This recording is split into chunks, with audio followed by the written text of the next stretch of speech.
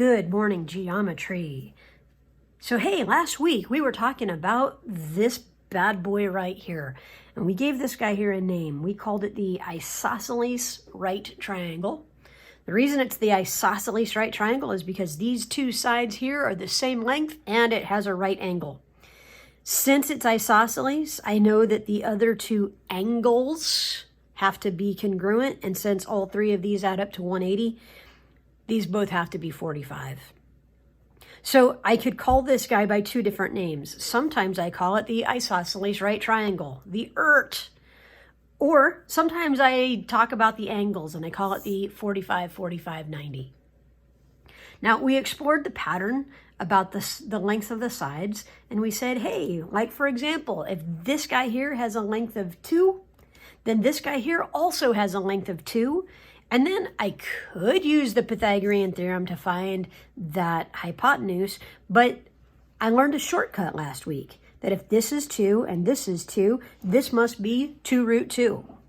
So if this is 2 root 2, this guy right here, I just want to think about what does that mean. 2 root 2 means 2 times the square root of 2. I can go to my calculator and say 2 times the square root of 2. I get that value, 2.828. Or I could type in 2 root 2. And I get exactly the same thing because this means 2 times root 2. 2 times the square root of 2.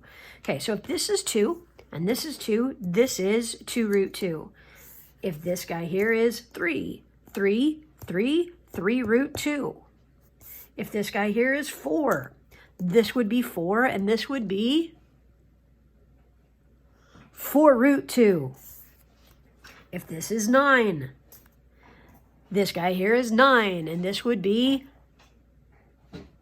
9 root 2. Okay, so, but last week I said this was one of my special right triangles.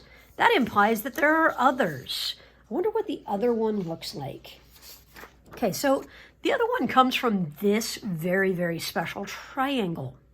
And when I look at this triangle, I can see that, oh my gosh, all those lengths there are the same side. This guy here is equilateral, but it's not right. There's no right triangle there. There's no right angle there. So what does this have to do with my special rights? Well, I can take this very, very special triangle. Now keep in mind, this guy here, it is equilateral, which means that all of these sides are the same length, but it also means that all of the angles are the same, 60, 60, 60. Keep in mind that equilateral triangles are also isosceles, so they have all of the characteristics of the isosceles triangles. All right, so what I want to do is I want to create a right triangle in here, and what I'm going to do is I'm going to drop a perp. Boom. When I drop that perpendicular line, because this is isosceles, I know that this splits this side here in half.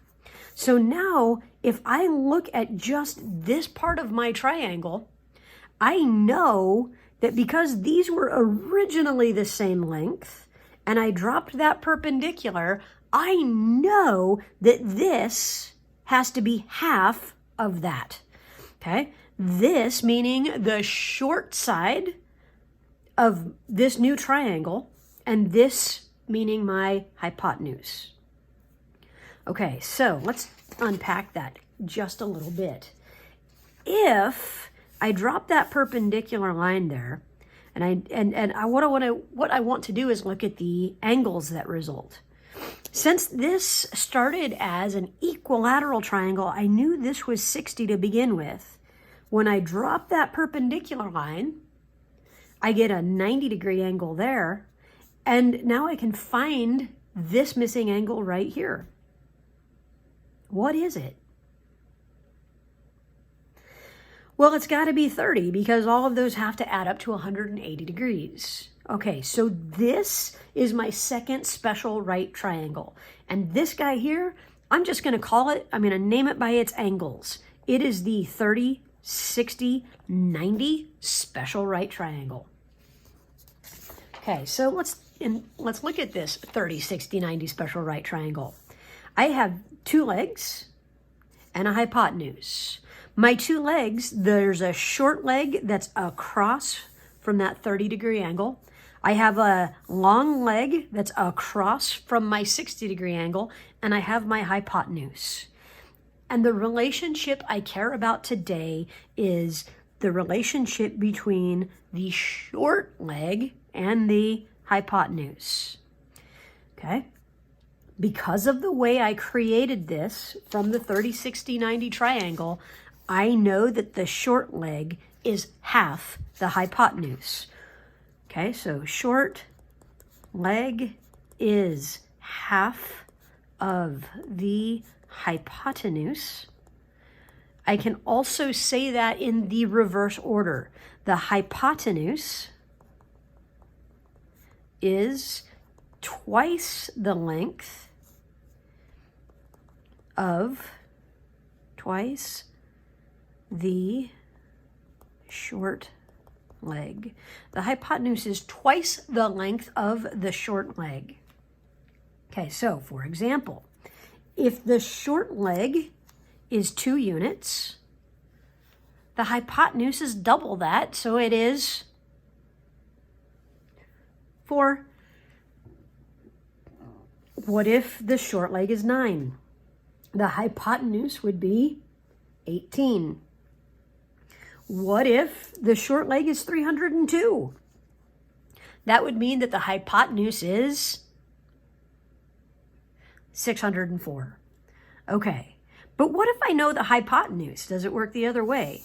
What if I know that the hypotenuse is 6? The short leg has to be half of that. So the short leg would be 3. What if I said the hypotenuse is 12? The short leg would be 6. Okay.